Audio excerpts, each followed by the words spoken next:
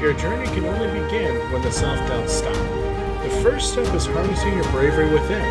Believing in you is your host, Sean Dumas.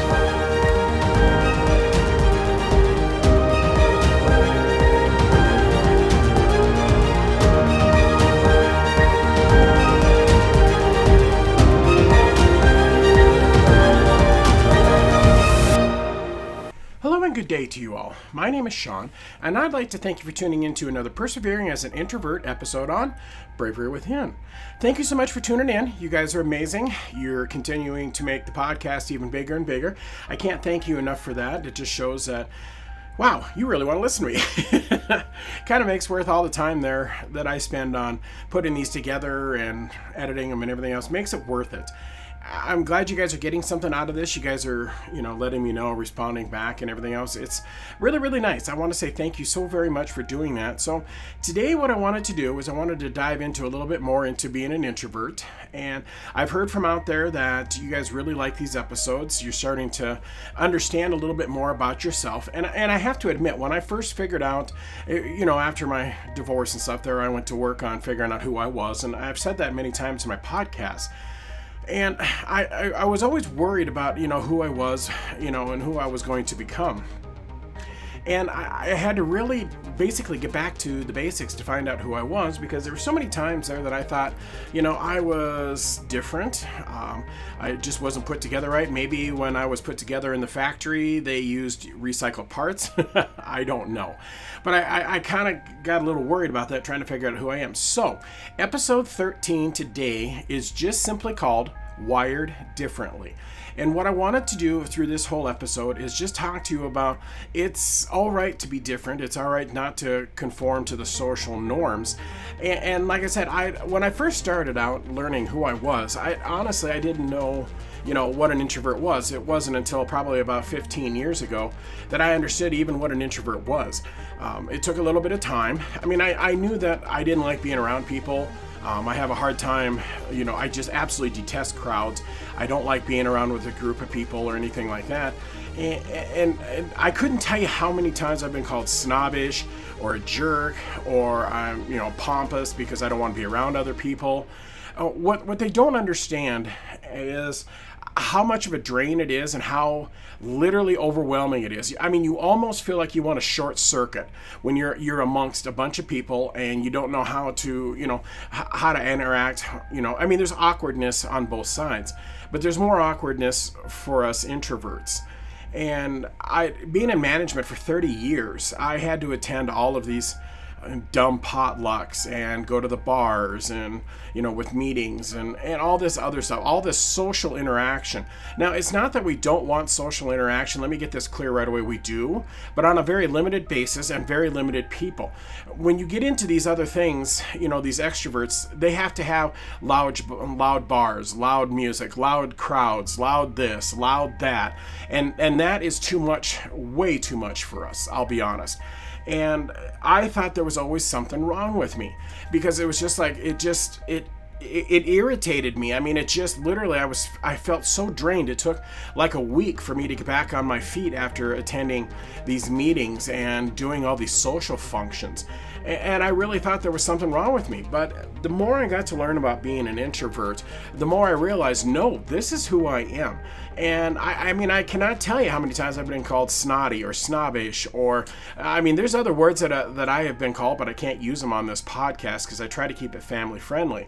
And you know what? It's whatever. If you want to call me that stuff, you go right on ahead. If you want to call me vulgar names, you go right on ahead. That's up to you. I can't stop you. That's your opinion of me, and we all have opinions of people. That's just the way it goes, and that's fine. But just don't think that's going to affect my life, because this is the way I am. I like being home. I like being isolated from people, and I like to do my own thing. So after figuring out and doing a lot of research, and I'm always learning about what it means to be an introvert. I don't have all this stuff figured out either. I'm learning on the go, but a lot of this stuff here is already tried, true, and tested that I've already gone through. So that's why I'm talking to you guys about it. And I've talked to a few people out there that are introverts, and they're starting to come out of their shell a little bit, but because they're talking to me. And that takes a lot of courage to talk to somebody you don't know, and then to talk about personal things like this. That's incredible. That's a huge step. I mean, kudos to you guys, because I know what it takes to open up to somebody, and it means the world to me that you guys are talking to me and asking questions, and I'm trying to help where I can. I'm not perfect at it. Like I said, I don't have the answer, and if I don't have the answer, I'll tell you that, because I'm not going to just make something up to make myself sound smart, because if you were to look in the dictionary, you would not find my picture by the word smart. Let's just be honest. I don't have this figured out, and that's not who I am. All I am is just trying to just get through life day by day, minute by minute sometimes, if that's what it takes. But after, being in, all that stuff there, I mean, doing work parties, work cookouts, potlucks, I can't stand them. I just think they're just it's just not me.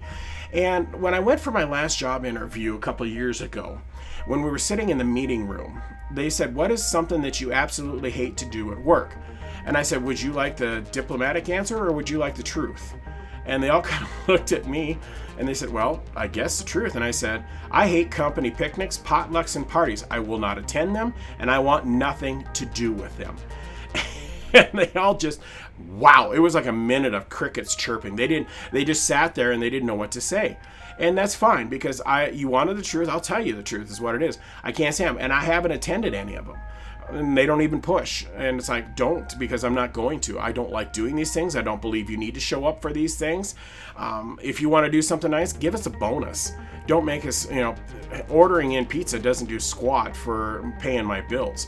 It's a nice thought. Don't get me wrong. It's nice when an employer thinks of you. Don't get me wrong there. But I'm not going to show up for a greasy piece of pizza, especially since I'm on my weight loss journey, and that will do nothing but derail it. So it caught him off guard, and and I've been there now 2.5 years, and they've never once ever asked if I'm going to be there. And in fact, other people quit showing up, because when they saw me not doing it, they asked me, "Well, why don't you go?" Because I said I'm an introvert and I don't like these things.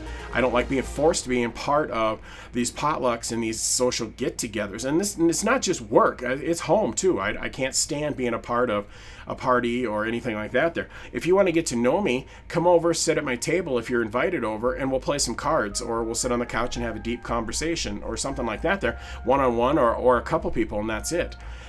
But just as an introvert, don't let them tell you any different. That's just who we are. I mean, we're wired that way. And I'm proud to say I'm an introvert and I'm wired differently. I'm proud to say that, because that's what makes me me. When you break it all down, that's really what it comes down to, is this is who I am. And if you don't like it, then don't be around me. I mean, that's not a problem. And I'm not trying to be snobbish, and I'm not trying to be mean here. My life is too short as it is. All of us, we only get one run at this life. We only get one time on this earth. Let's be honest. I don't want to waste it talking to people I don't want to be around and making small talk. It's just not the way it's going to be. And if that comes across as snotty or snobbish, then I'm sorry. But I have to be very, very careful with my energy and who I give it to. And if I choose to spend time with you, know that you mean something to me. You mean a lot to me. And I'm willing, let's be honest, I'm 49 years old. There's more time behind me than there is in front of me anymore. I have to start maximizing my time, because I don't have any. I can't buy any more time. I can't run down to the grocery store and, hey, I'd like to buy another 5 years and put them on my life so that way I can live a little bit more. It doesn't work that way. It would be great if it worked that way, but it doesn't work that way. We're allotted so much time on this earth, and that's it. It's our time on earth is finite. You can't beg, borrow, steal for more. You can't barter. You can't cheat. You can't do anything like that. I'm sure someday science is going to figure out some pill for that too, and they'll be able to extend our life. But until that point, Father Time says this is what you get. No more. This is all. And I have to basically go by that, because the Grim Reaper is going to be standing at my doorway at some point saying, "Okay, time to go," and you just don't have a choice. You can't do anything more. But so being forced to socialize with others is like nails on a chalkboard to me. Like I said, if you want to sit down in a one-on-one setting and you want to have a deep conversation, let's do it. I have no problem. It's kind of like being around drunk people. There's very, very little in this world that makes me nervous. I'll be honest. Very, very little upsets me. Very little offends me. Nothing. But drunk people make me very nervous, and I have a hard time controlling my temper when that happens because they're just dumb and stupid when they're drinking. And so I make sure that I don't put myself in that kind of situation. So I stay away from them. And the people that I hang out with, we don't drink. So we do things differently, and that's part of being wired differently. But that's the people that I want in my life. Those are the people that I feel comfortable with, and those are the people that I want to spend my life with. I want to be there for them and help them in every way, shape, or form. Drunk people are not one of them. If you drink, I'm not going to be around you. That's just the way it is. I mean, I've had plenty of offers to be a bartender because I don't drink. One, I'm allergic to alcohol, so I can't drink it. I mean, let's just be honest. And two, drunk people make me nervous. That's just what it comes down to. And if that bothers you, I'm sorry. Go listen to a different podcast. I'm not going to temper that one that just bothers me. But when it comes down to it, humans are classified as social creatures. And that drives me nuts, to be very honest, because it's kind of like I feel like I have to have somebody in my life when I don't. I work very, very hard to keep myself isolated and keep myself away from people. But yes, in some slight misunderstanding, I guess, yes, there is. I guess I have to admit a little bit. I'm a social creature a little bit. It's nice to have a friend once in a while to talk to, or if we go out supper. I do enjoy our Friday night outs when we go out for supper. But I don't like being classified as a social creature. But all the research that I've found, and I have done a lot of research on this one, because this one, it makes me feel like I'm not independent. It makes me feel like I need somebody. I have to be dependent on somebody, and I don't like that feeling. We introverts are extremely independent. We like doing our own thing when we want to do our own thing on our own time. And to say that we're social creatures and we're part of it and we have to have it, that drives me nuts. It makes me feel like I have to rely on somebody, and I don't like that feeling. I rely on me because I know I'm not going to let myself down. Now, I do have a couple friends and my son is up that I know that if there was something that I needed or something was wrong, they'd be there in a hot second. I've never doubted that. I never will doubt that or nothing. But they also know that I'm going to be there equally for them, and I'll be there in a hot second for them as well. So being classified as a social creature drives me nuts, and I understand. I mean, there's there's reasons for it, and I went to trying to figure out, okay, why are we social creatures? And it come down to, I found this: humans are social creatures. We live in families, we work in teams, we envision duty and purpose through religious fellowship. We negotiate through economic alliances and political coalitions, and our norms are being shaped by our culture itself in an emergent property of group living. So what it's saying is basically is we depend on everybody else, which if you're an introvert like me, that just makes your skin crawl. I understand that everybody has, you have your farmers and you have your ranchers and you have your doctors and you have your lawyers, and, in some way, yes, we are all interconnected. I'm not arguing that point. But the thing that drives me probably the most nuts is saying that I have to have somebody in my life, or I have to have somebody to rely on. That drives me nuts. And if you're an introvert like me, I'm going to guess it probably is going to drive you nuts as well. But I'm not. If you need somebody, that's fantastic. I'm not saying anything against it.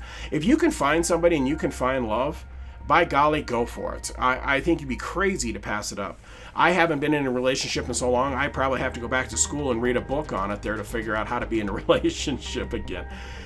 But being a social creature is one thing, but I like being alone. I'm not going to argue with that. Just like yesterday, I went for a drive in the hills. I was gone for, I think, 5 or 6 hours. Willow and I just headed out, and we were on some back trails where there was nobody, and we were sitting there looking at the views and the valleys and the trees, and it was stinking hot. Unfortunately, it was like 101. It was ridiculous. I don't know if fall's ever going to get here.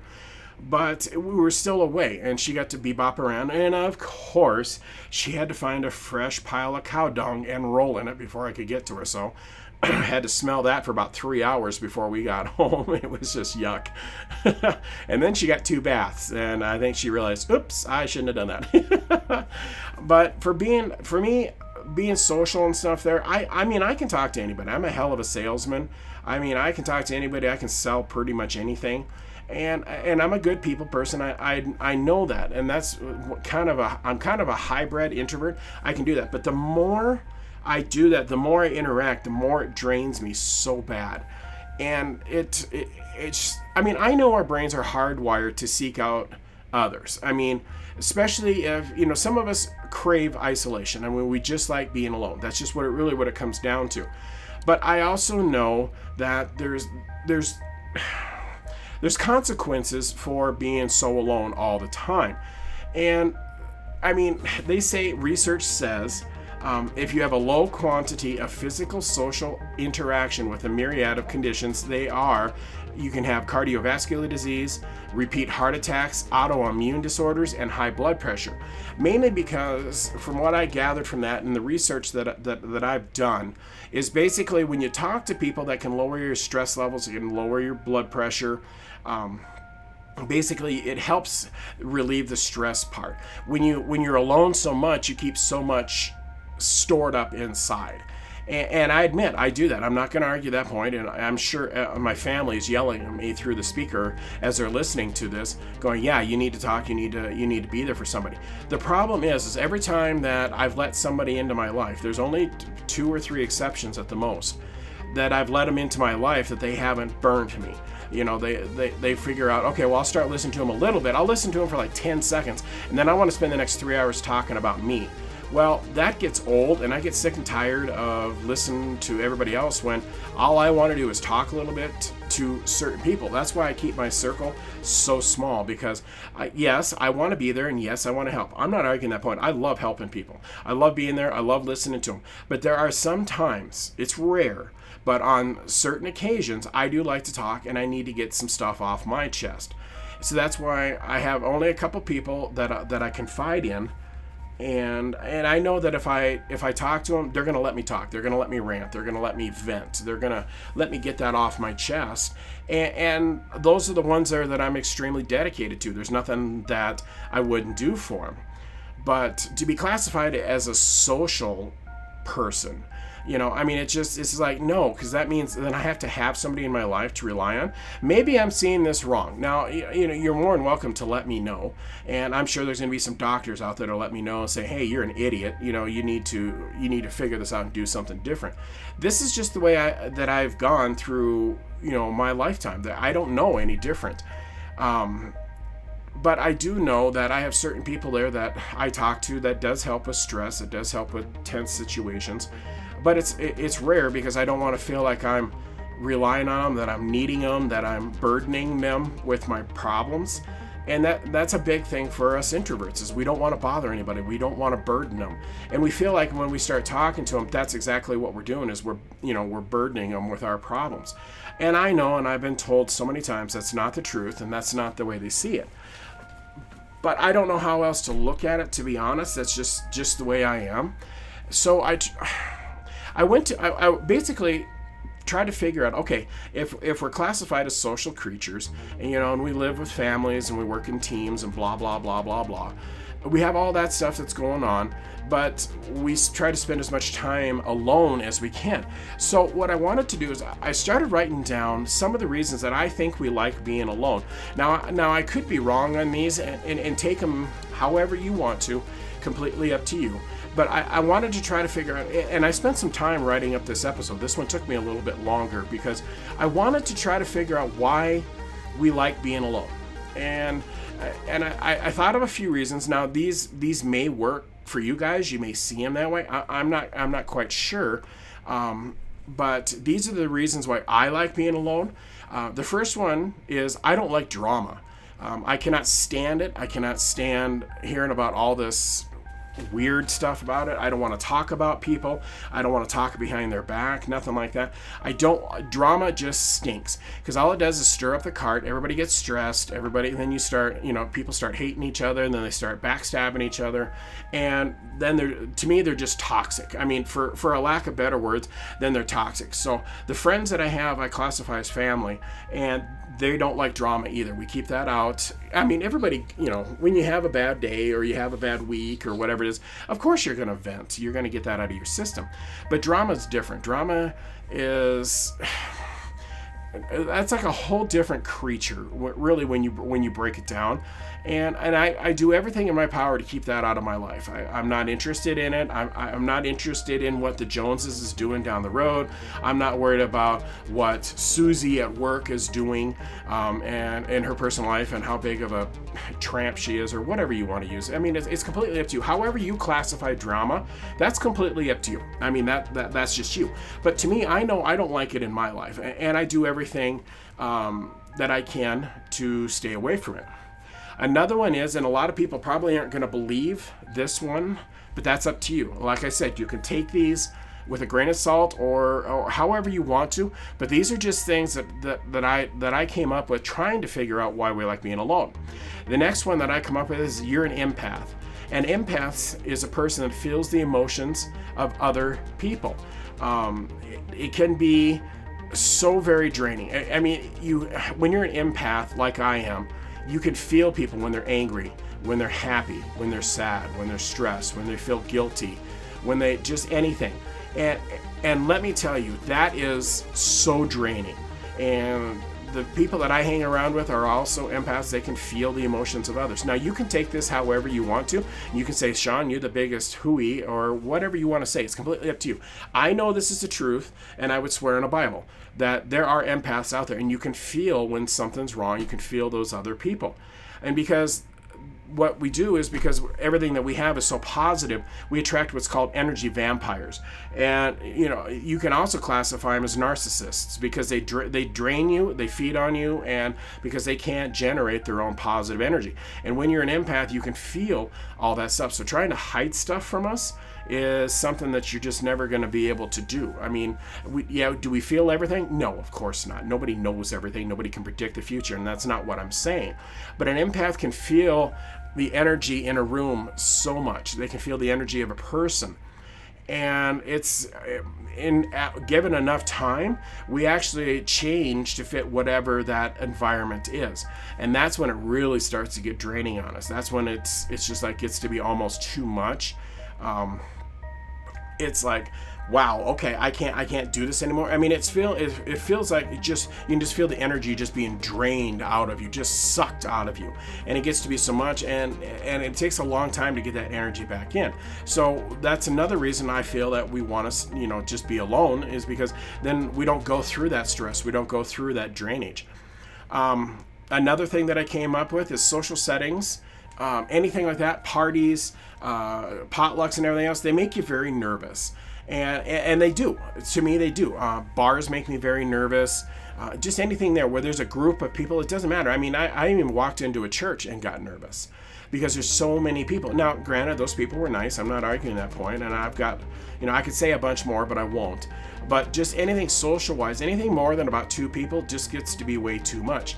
Now, when we go out on our Friday nights as a family, there's only 4 of us, and we're all the same way. We're all introverts. We respect each other's privacy. We don't traipse on anything, but we have so much laughs, and we talk so much trash. It's so much fun, and it's such a stress relief during that time. And that's the time that I'll admit, okay, that's when I'm a social creature, is because I'm among people that I feel comfortable with, and I know they're not going to take advantage of me or be mean to me or anything like that. So I know that we're okay. But any other kind of social setting is too much. It will drain an introvert so fast. So I do everything that I can to try to keep myself out of those situations. And yes, and like I said, I get called every name under the sun because I don't choose to be among others like that. And that's fine.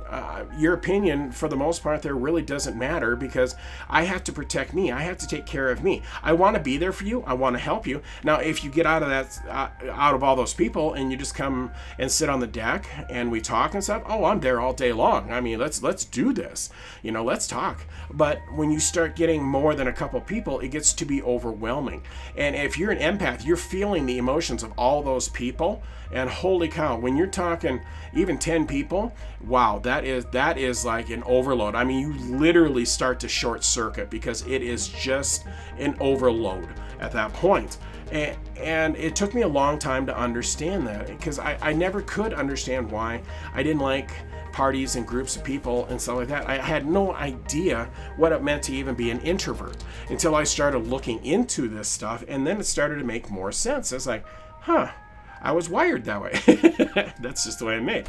So, and I apologize if any of this stuff is coming across too strong and too stern. I deeply apologize. I'm not trying to offend anybody.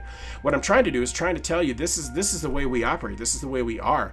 And I'm fine with who I am, and I'm comfortable with who I am. And I've already started to take pop shots. People sending me nasty notes, or, they didn't like this, they disliked that, or, I was too into this or whatever. And that's fine. That's your opinion. No problem. Just know there are other podcasts out there. You don't need to sit there and be negative. I try to keep everything positive. So if it's all your intent is to be negative, go find another podcast and listen to them. There's plenty of them out there. The people that are listening here, I genuinely want to help. I want to be there for them, and I want to make things a little bit easier for them. Another one that I came up with is I work better alone than I do in a group. Now, I can work in a group, don't get me wrong. I wouldn't have been able to be in 30 years of management had I not been able to work in a group. But I would much rather work independently and do my own thing at my own speed, at my own time, than to try to work with somebody else. Now, like I said, I can do it. I've done it. It's no problem. I just prefer to work alone. Walk alone. Wow, walk alone's fine. I do that. I do hiking all the time. Willow's with me, but but I just find it's better to work all by myself. To me it's just easier for me. Then my ideas will flow and I can get things done. And if I want to put in a little extra overtime, I can put in extra overtime. And I'm not reliant on somebody to stay there as long as me. Because if I want to put overtime in, I don't want them to, if they've got to go do something, then go do it. So I'll just do my own thing. And it's so much easier. Another thing that I, came up with is I do better. And this may sound really bad, please don't take this the wrong way, but I do better with animals than I do with people anymore. Animals are non-judgmental. They are like little furry angels, and they don't have to have fur. I know some of you like, you iguanas and snakes and, all those things. It doesn't matter the breed of animal. It's just if you feel comfortable with them. Introverts find it's much easier to recharge with animals than it is with people, because animals don't take, they give so much. That's basically all they do. They're incredible creatures. They're like little furry angels that we just can't see their wings, but they have them. And I have found that I'm way more comfortable sitting on the floor playing with puppies, dogs, cats, anything like that, than I am interacting with people. But animals actually help recharge introverts. And if you're an empath, that's even more, because you can feel their positive energy, their good energy, their good intentions. There's nothing really negative about them. I mean, they're animals, and they always have those, but our thoughts and our emotions are way more powerful and way more negative and dangerous than what animals ever could be. We're the most dangerous animal probably on this earth. And they get the short straw all the time because the laws aren't written to protect them. But being an introvert, I actually love it. I mean, it's called a dock diving competition for pups. And what you do is you have this long dock, and if you get a chance, this is really, really cool. Look it up on YouTube. It's just called dock diving. And what you do is you just basically take the ball or whatever the pup wants, and you throw it in the water, and they leap as far as they can to grab it, and they jump into this huge pool. I mean, it looks so cool. It looks fun. It's like, oh, this is cool. And some of them can jump 20, 25, 30, even 35 feet off the end of the dock before they hit the water. They're incredible. They're so much fun to watch. And there were so many puppies there, and it was just like, I just wanted to get down and play with them all. I know the owners didn't want me to, but it was just like every chance they got, I wanted to pet them. I wanted to play with them and everything. But I find that I feel more comfortable with them, and I recharge. It's like they're not taking from me. They're not taking my energy, which is what a lot of narcissists will do, a lot of dark energies will do. These are just pure angels with wings. We just can't see the wings. They're amazing. And it was so cool to be there. I spent an hour and a half out there watching them, and the pups, some were still learning, so they only jumped a few feet, because it's scary. I I can understand why they didn't want to, but once they understood what was going on and started getting it, man, they would fly. It was incredible. It was so much fun watching them. I enjoyed the heck out of it. But introverts seem to do a little bit better with animals, and there's nothing wrong with it. That's why I feel, Willow's always with me. I take her everywhere that I absolutely possibly can. She's always in the truck with me. I just feel more comfortable with her around all the time.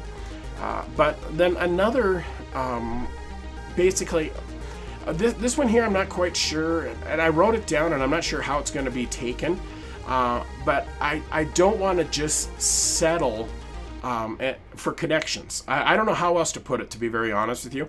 I don't want to settle for connections. If I'm going to allow somebody into my life and I want to be with them, I want to connect with them on a whole different level. And when you're an empath like I am and stuff there, and you feel things so differently, you'd be surprised on... Everybody has a surface. That's the way we are. You see the face and the chest and the arms and the legs and all this stuff. But when you get past the outer layer and start seeing the inside of people and you feel their raw emotions, that's something that's very, very enticing, and it's very, very easy, because then you can feel, if it's darkness, well, most of the time that's a bad energy and it's a narcissist. You stay away from them. But there's a lot of people that have so much good energy, and it's kind of like this bright aura that's around them, and it's really, really cool, because those are the ones you want to hang out with, because a lot of them, they have good intentions, and there's somebody that you want to get to know. So instead of just settling for a fake friendship, I guess is a thing. I'm not quite sure, but to me it is. I'd rather have less people in my life, but the people that are in my life are solid, and ones I can count on, and ones that I can be there for, and I know they will be there for me. It's kind of like settling for my new partner. I don't have one. I have nobody in the waiting wings or nothing like that. And I'm not trying to be, I know this comes across as snobbish, and I'm so sorry if it is. I do not mean it to come across that way. But I don't want to settle for the next person that I'm with, because, like I said, I don't have as much time on this earth as I used to, and that's really what it comes down to. So if I'm going to spend what time I have left, I would rather spend it with somebody that truly accepts me for me and wants to be in my life, than somebody that just, they're just there. I'm bored, so I guess I'll just call him, or I don't have any other options. I'll just give him a call, or I'll stop by. Or, basically I'm on the back burner of the back burner is really, really what it comes down to. And the only time that you get a hold of me is when it's convenient for you. That drives me nuts, and I just don't want those kind of people in my life. So I do my best to try to stay away from those. Now, yes, does that keep my circle very small? Absolutely. And that's the way I want it. So the people that are in my circle, they know that I want them there, and I couldn't imagine them not being in my life, to be very honest with you. The other thing that I come up with now, and it's up to you, but I feel safest at home. And I've worked very, very hard to create kind of like a sanctuary. I don't know what else to call it, but kind of like a sanctuary. When you walk in the door, there's stones all over to help calm you, to take stress away, to keep negative spirits out. We cleanse the house all the time. And you can make fun of this all you want. It's completely up to you. But this is something that we believe in. And I'm not saying all introverts do. I'm sure they don't. Most people don't believe in this stuff, but there's a truth to it. And this is just the way we are. So when I get home, it's kind of helps just to basically pull the stress off of you. It's not 100% because the world is so stressful and it's so tough, but it does help in trying to make it to the next day. I don't know if that makes any sense, but I just like being at home, because when you're out in public, it's so overwhelming and so stressful. and so draining. It just gets to be just way too much. And I keep using the word short circuit all the time, but for me, I have a tendency after a while, that's exactly what I do. It's like you got the electricity in you and you can see the popping and the snapping and the sparks and everything else, because it's so overwhelming. I mean, it's just a sensory overload after a while. And when I'm at home, that's the way I set things up, is to keep myself basically protected and give myself a safe space to recharge and basically just kind of power down and allow myself to heal and get my energy back, because it's just too much. And I know that sounds funny, and to all my extrovert family and friends out there and stuff there that are listening, you're probably going, none of this stuff makes sense. And it probably doesn't to you. And I would understand that. And it's just like, holy smokes. Okay, you introverts, how do you function? How do you work? And that is actually a very good question, because we're actually pretty complex creatures. We have, there's so many different things. As yes, we want to be invited to parties, but we're not going to go. We just want to feel the need that somebody wants us around. If you want me to go out to supper with, you and a bunch of friends, and go to the bar, yeah, I want to be invited. I'm not coming. Just having somebody invite you or think of you for a couple seconds means the world to us. I mean, because we're basically, like I said, for lack of better words, we're wired differently. And I realize that the stuff that I'm talking about, you're probably thinking, I don't understand. Even with you explaining it, I don't understand. But if you're an introvert, this is going to make sense. Or at least I hope it does. Hopefully it's coming across that way. I put a lot of time in this episode to try to cover the bases for you. But to me, when I get home, that's when me comes out. I can take the work me off and trying to keep everybody at a distance. And when you're somebody like me that suffers from the fear of touch, it's called haptophobia. And it comes from a lot, and we've covered this. I've talked about, being raped. I've talked about being molested. I've talked about all the neglect that I went through when I was younger. Haptophobia typically is triggered by that. And you just get to a point where you just don't want to be touched anymore. And you get so many people that use you all the time and drain you. It's just like you just want to stay away. So when I get home, it's just like, okay, I'm done with this. I am done with people. I can't do this anymore. I feel so drained. And like I said, I short circuit. It's just like, it's too much. It's a sensory overload. I got to back off. I've got to basically redo everything. And just like, more than likely, once I get done with this podcast, I'm probably going to go take a drive up in the hills and go get lost again, just because I've got one extra day here and I want to make the most of it and allow myself to continue to heal up and continue to just be me. And basically, there's a well of energy that we all have. And if, we take a little bit out to give somebody a little bit of encouragement or energy, or, anything to be there for them, to support them, all that stuff. And then you get to the point of that well after a while, if you don't replenish it, which basically means take care of yourself and be there for yourself and allow yourself to recharge, then the well goes dry and you have nothing to share with anybody else. You have no way of helping, even though you still continue to try.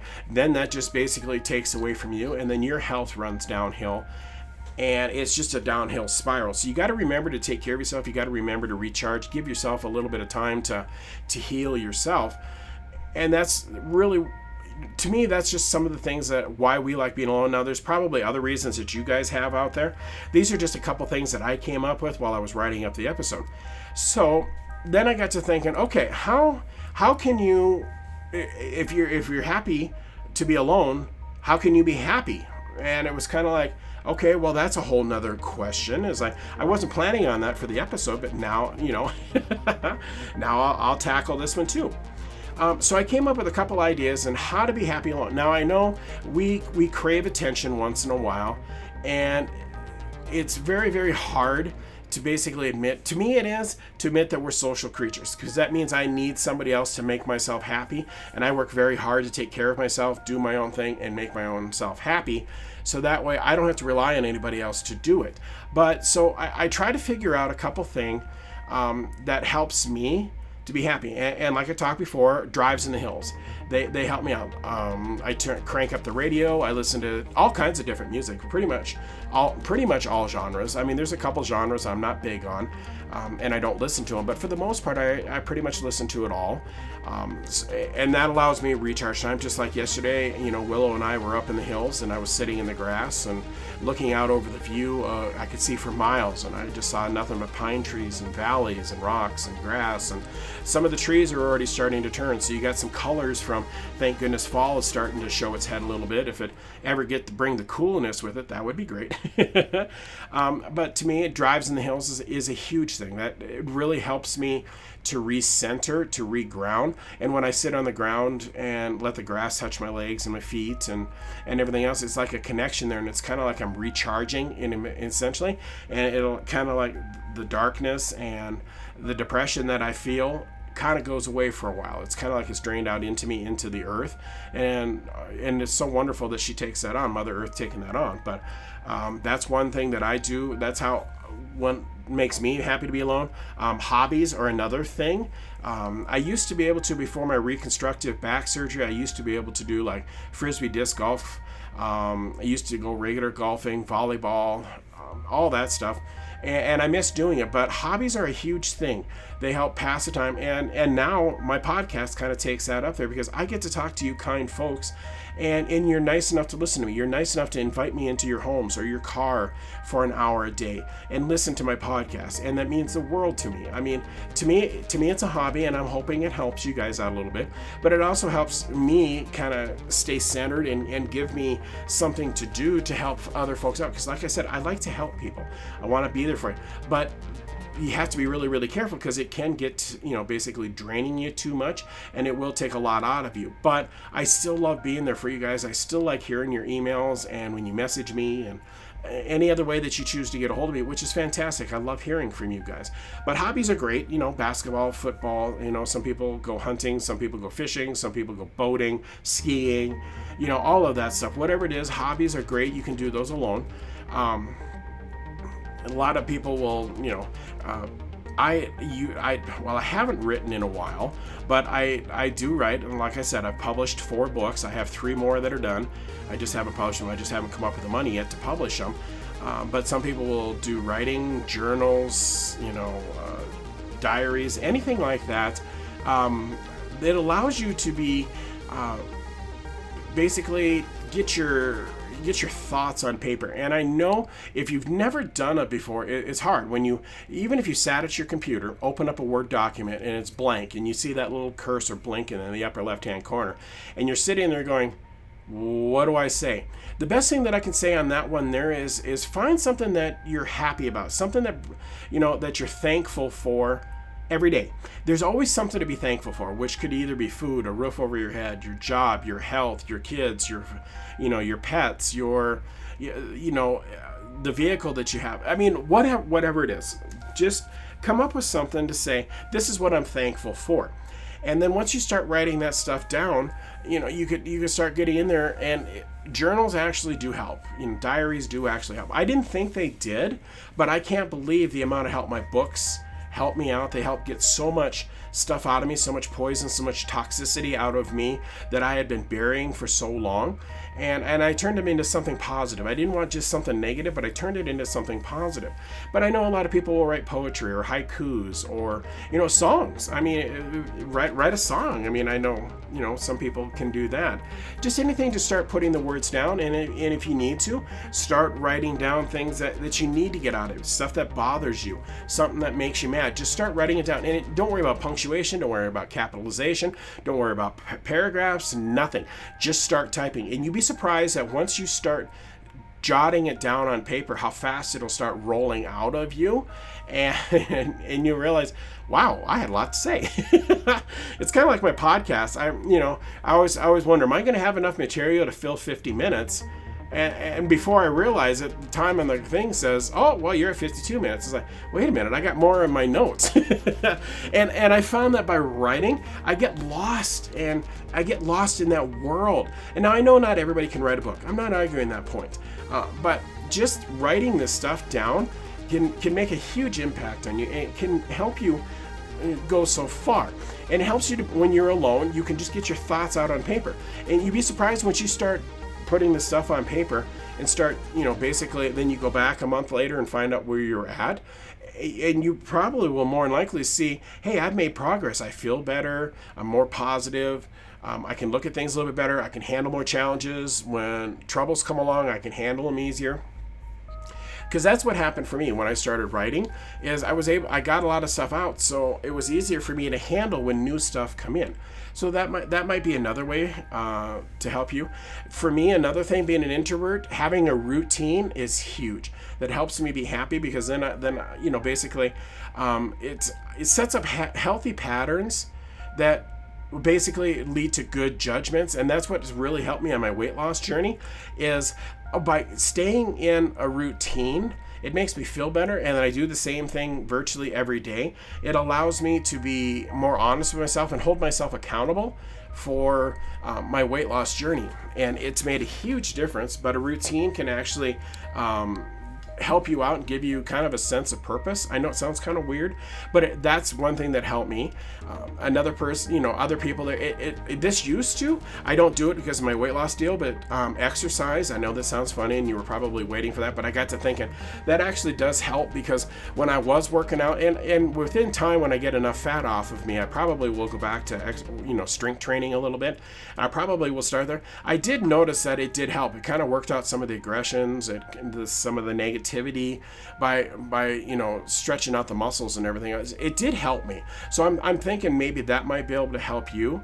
And another way of being happy alone is basically making sure you have a good support structure, I guess, for a lack of better words.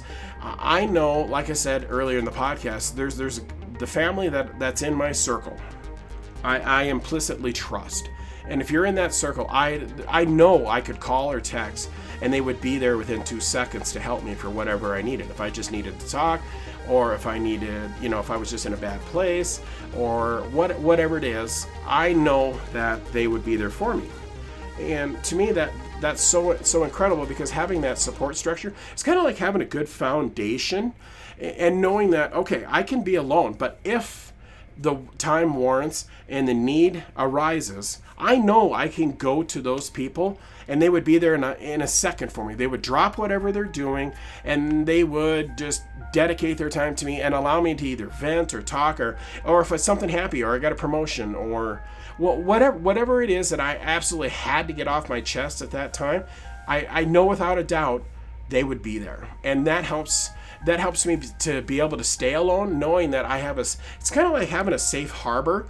I know that I could go there anytime, and I know that I would be safe, I would be taken care of, and I know that I don't have to worry about being anybody else but me, because they know me.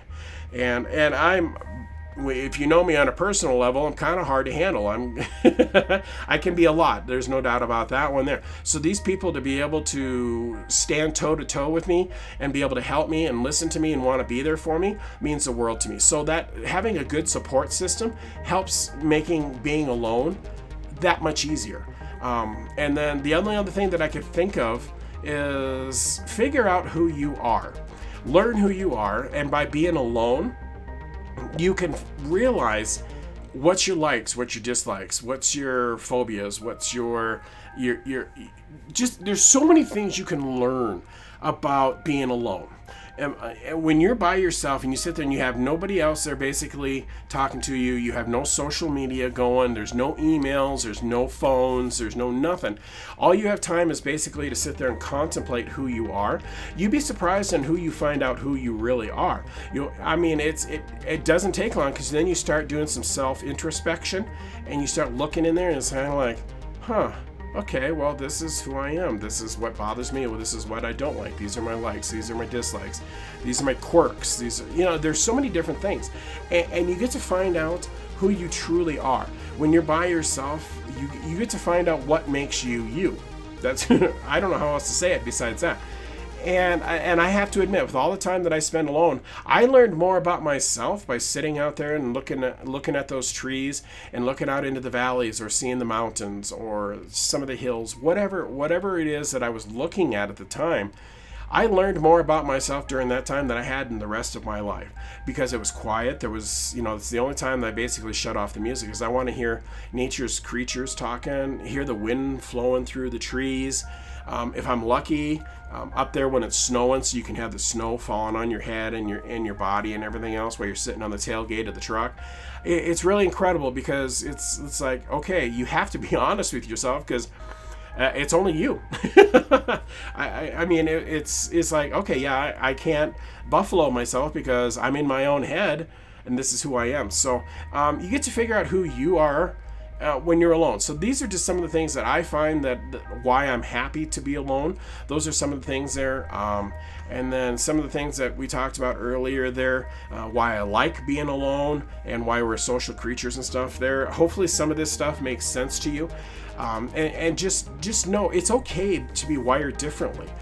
When you break it down and stuff there, we're wired a little bit differently. Don't let anybody tell you that's a bad thing or a good thing. To me, it's a good thing.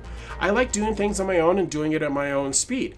And I enjoy, who I am. I'm proud of how far I've come. I've done a lot of changing since my divorce and stuff there. Sorry about that. An ambulance just went by. Oh my goodness. I hope they're okay. I'm hoping that, I continue to learn about me. There's always more to explore.